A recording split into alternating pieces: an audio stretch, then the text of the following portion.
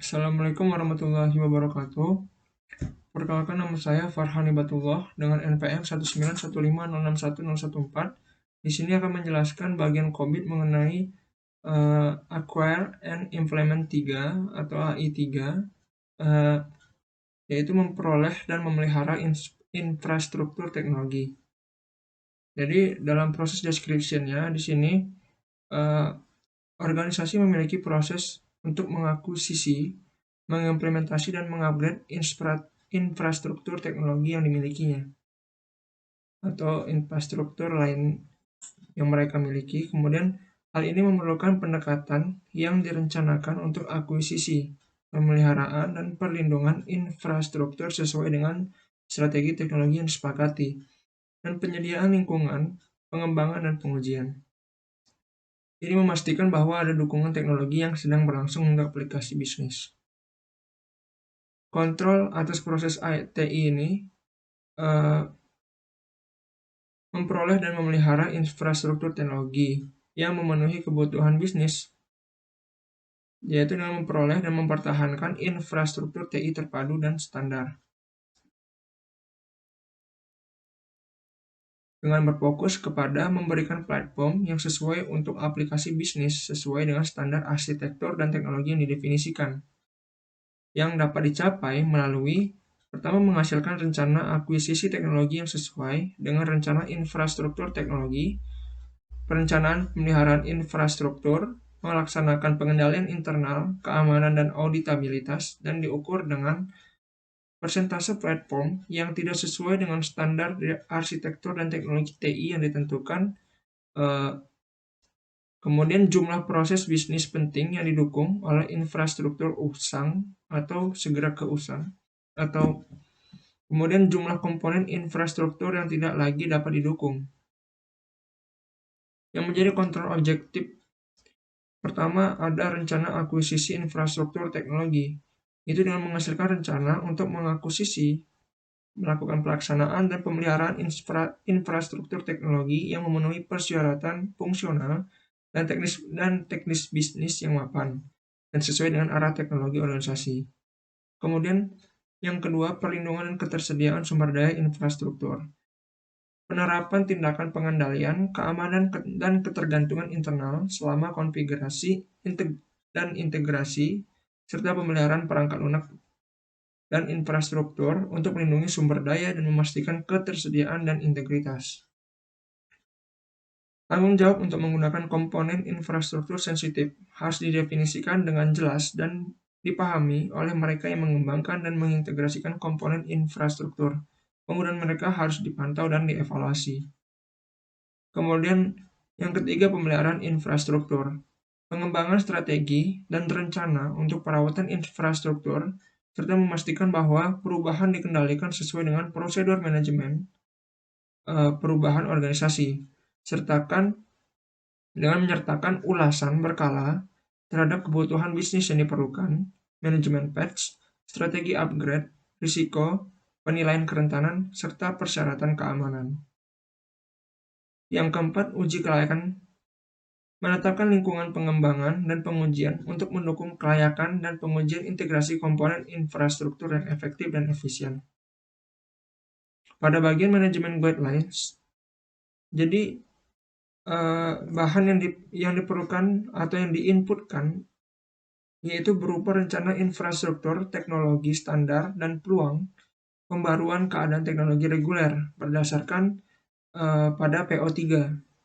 Kemudian ada akuisisi dan pengembangan standar yang berdasarkan PO8. Kemudian ada pedoman manajemen proyek dan rencana proyek terperinci berdasarkan PO10. Kemudian ada studi kelayakan kebutuhan bisnis berdasarkan AI1.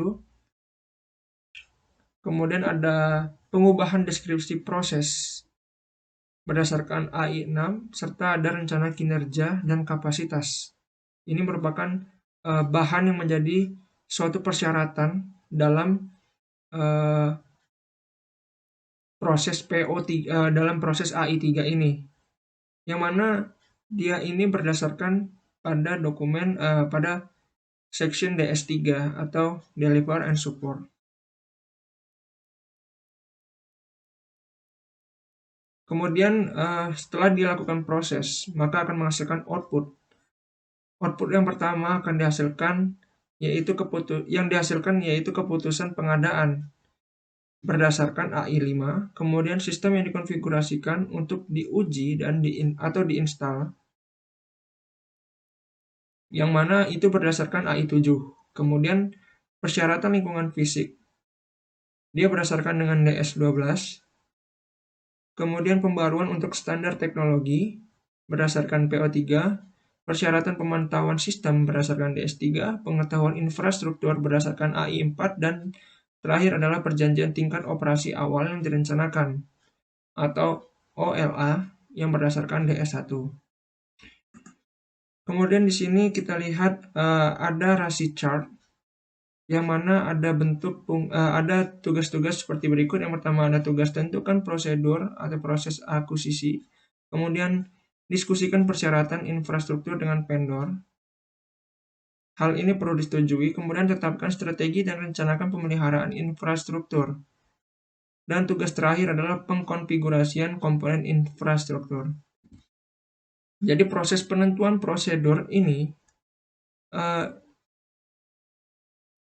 yang mana ini diajukan atau diberikan masukan oleh CFO, yang mana dia di sini bertugas sebagai bagian C.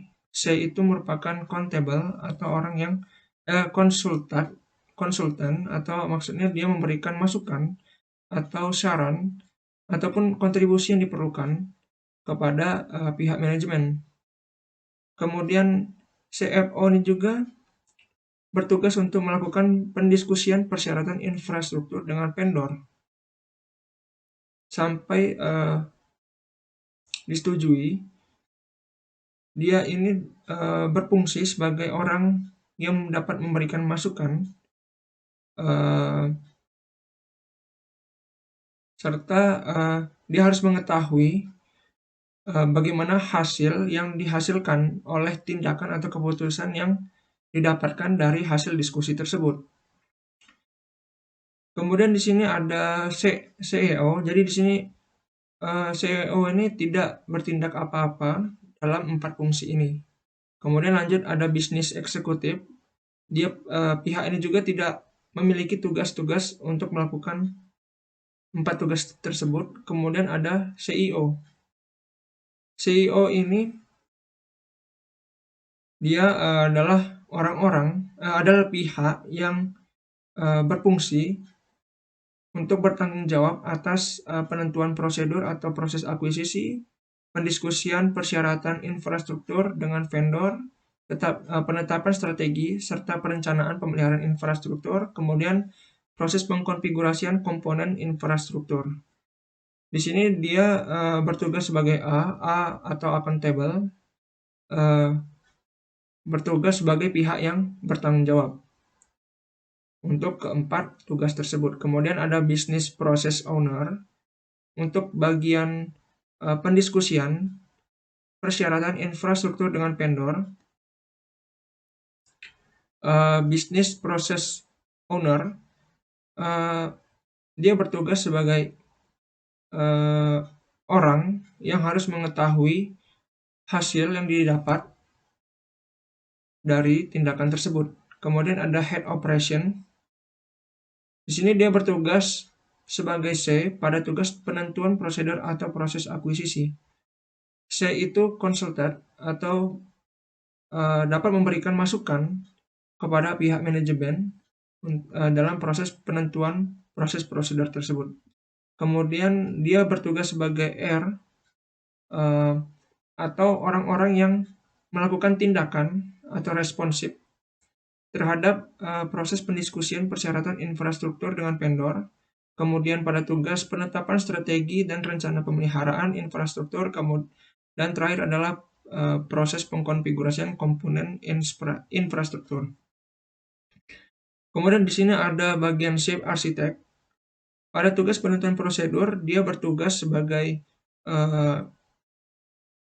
orang yang dapat memberikan masukan atau saran. Kemudian pada bagian pendiskusian, pihak shape architect juga bertugas sebagai pihak yang dapat memberikan masukan atau saran bila diperlukan. Kemudian pada tugas penetapan strategi dan perencanaan pemeliharaan infrastruktur, Chief Architect berperan sebagai orang yang melakukan tindakan pada tugas tersebut. Kemudian untuk tugas pengkonfigurasian komponen infrastruktur, Chief Architect bertugas sebagai pihak yang bisa memberikan masukan atau saran. Kemudian untuk Head Development, dia hanya bertugas kepada 3 tugas. Yang pertama, pada penentuan prosedur atau proses akuisisi, mereka berperan sebagai pihak yang dapat memberikan masukan dan saran. Kemudian pada tugas pendiskusian persyaratan infrastruktur, mereka bertugas sebagai pihak yang memberikan masukan juga. Kemudian pada penetapan strategi dan perencanaan pemeliharaan, mereka bertugas pihak mereka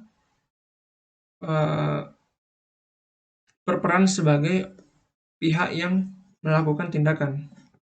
Kemudian ada Head IT Administration. Pada tugas penentuan prosedur atau proses akuisisi, Head IT Administration bertindak sebagai pihak yang berperan untuk melakukan tindakan. Kemudian pada pendiskusian persyaratan infrastruktur dengan vendor, pihak Head IT Administration juga berperan sebagai pihak yang melakukan tindakan. Kemudian penetapan strategi dan perencanaan pemeliharaan infrastruktur, pihak Head IT Administration berperan sebagai pihak yang dapat memberikan masukan. Kemudian ada PMO. PMO tidak memiliki tugas apapun terhadap 4 tugas ini atau tidak memiliki peran satupun. Kemudian pada compliance audit, kemudian ada compliance audit saja. Pada tugas penentuan prosedur atau proses akuisisi, mereka bertugas, pihak tersebut bertugas untuk mengetahui hasil yang didapat dari tindakan yang dilakukan atau keputusan yang telah dihasilkan. Kemudian pada tugas pendiskusian persyaratan infrastruktur, compliance dan audit juga berperan untuk mengetahui hasil tindakan atau keputusan yang telah dihasilkan. Kemudian pada tugas pengkonfigurasian komponen infrastruktur, compliance audit juga berperan sebagai pihak yang harus mengetahui hasil tindakan atau keputusan yang telah dibuat. Kemudian ada goal and metrics. Jadi di sini goal atau tujuan yang pertama adalah memperoleh dan memelihara integrasi dan infrastruktur TI standar, mengoptimalkan infrastruktur TI, sumber daya dan kemampuan, kemudian menciptakan kelincahan IT, yang mana ini berdasarkan semua tujuan ini didasarkan pada jumlah proses bisnis penting yang didukung oleh infrastruktur. Kemudian IT ini juga goal IT ini didorong dengan adanya persentase platform yang tidak sejalan dengan arsitektur TI yang ditentukan dan standar teknologi. Kemudian jumlah platform teknologi yang berbeda menurut fungsi di seluruh perusahaan, persentase komponen infrastruktur diperoleh di luar proses akuisisi, serta ada jumlah komponen infrastruktur yang tidak dapat lagi didukung. Kemudian di sini ada bagian proses. Bagian proses ini terdiri dari penyediaan platform yang sesuai untuk aplikasi bisnis, sesuai dengan arsitektur dan teknologi IT yang ditentukan secara standar, kemudian menyediakan TI yang infrastruktur IT yang andal dan aman. Jadi proses ini disetting berdasarkan tujuan yang hendak dicapai tadi, yang mana proses ini diukur berdasarkan persentase platform yang tidak sejalan dengan arsitektur IT yang ditentukan dan standar teknologi, kemudian jumlah platform teknologi yang berbeda menurut fungsi di seluruh perusahaan, persentase komponen infrastruktur diperoleh di luar proses akuisisi. Kemudian ada jumlah komponen infrastruktur yang tidak lagi dapat didukung. Pada proses ini juga, bagian proses ini didorong dengan adanya jumlah dan jenis perubahan darurat ke komponen infrastruktur, jumlah akuisisi yang berbeda, yang beredar, kemudian ada waktu rata-rata untuk mengkonfigurasi infrastruktur komponen infrastruktur.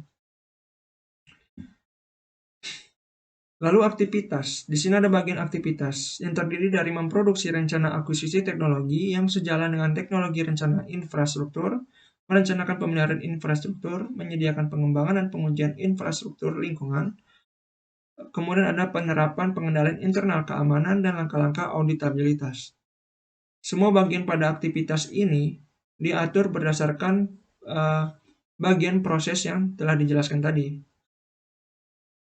Yang diukur, yang mana bagian aktivitas ini diukur berdasarkan jumlah dan jenis perubahan darurat pada ke komponen infrastruktur, jumlah akuisisi yang beredar, serta waktu rata-rata untuk mengkonfigurasikan infrastruktur komponen.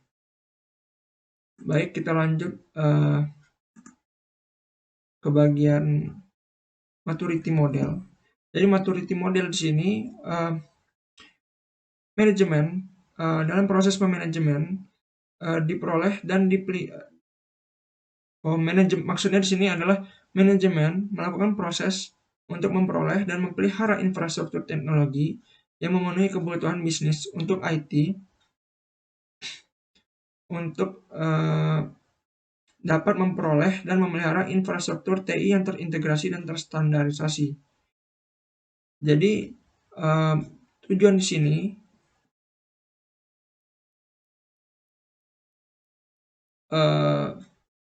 berdasarkan kriteria-kriteria seperti ini. Jadi angka 0 atau tidak ada ketika pihak manajemen mengelola infrastruktur teknologi yang tidak diakui, kemudian akan bernilai 1 sebagai awal atau ad hoc ketika ada perubahan yang dilakukan pada infrastruktur untuk setiap aplikasi baru tanpa rencana keseluruhan. Meskipun ada kesadaran bahwa infrastruktur itu penting, tidak ada pendekatan keseluruhan yang konsisten. Aktivitas pemeliharaan bereaksi terhadap kebutuhan jangka pendek.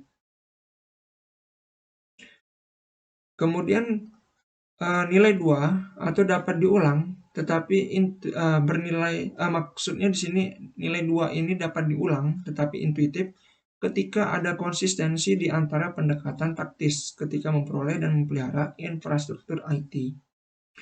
Akuisisi dan pemeliharaan infrastruktur IT itu tidak dapat didasarkan pada strategi yang ditetapkan dan tidak dapat dan tidak mempertimbangkan kebutuhan aplikasi bisnis yang harus didukung. Ada pemahaman bahwa infrastruktur IT itu penting dan didukung oleh beberapa praktik formal. Beberapa pemeliharaan dijadwalkan tetapi tidak sepenuhnya terjadwal dan terkoordinasi. Untuk beberapa lingkungan, ada lingkungan pengujian yang terpisah. Kemudian angka 3 atau nilai 3 yang berarti ditentukan kapan ketika ada proses yang jelas, terdefinisi dan dipahami secara umum untuk memperoleh dan memelihara infrastruktur IT. Proses mendukung kebutuhan aplikasi bisnis penting dan selaras dengan IT dan strategi bisnis, tetapi tidak dapat diterapkan secara konsisten. Pemeliharaan adalah terencana, terjadwal, dan terkoordinasi.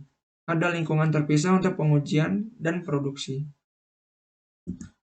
Kemudian nilai 4 yang berarti terkelola dan terukur ketika proses akuisisi dan pemeliharaan untuk infrastruktur teknologi telah berkembang ke titik di mana ia bekerja dengan baik untuk sebagian besar situasi yang dihadapi.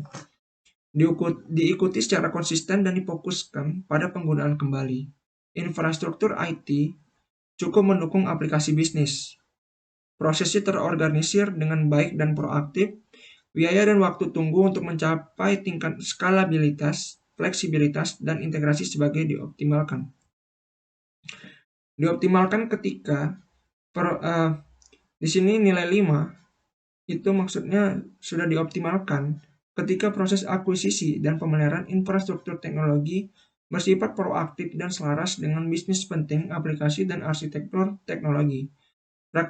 Praktik yang baik mengenai solusi teknologi diikuti dan organisasi tersebut mengetahui perkembangan platform dan alat manajemen terbaru.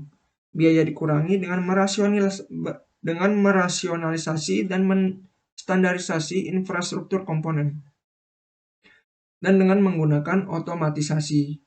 Tingkat kesadaran teknis yang tinggi dapat mengidentifikasi cara optimal untuk meningkatkan secara proaktif kinerja, termasuk pertimbangan opsi outsourcing. Infrastruktur IT dipandang sebagai kunci yang memungkinkan untuk memanfaatkan penggunaan IT. Inilah yang menjadi 6 kriteria atau 6 kriteria penilaian pada bagian AI3 yang dimulai dari angka 0 hingga angka kelima. Mungkin itu saja yang bisa saya jelaskan. Lebih kurangnya saya mohon maaf. Wabillahi taufiq wal hidayah. Wassalamualaikum warahmatullahi wabarakatuh.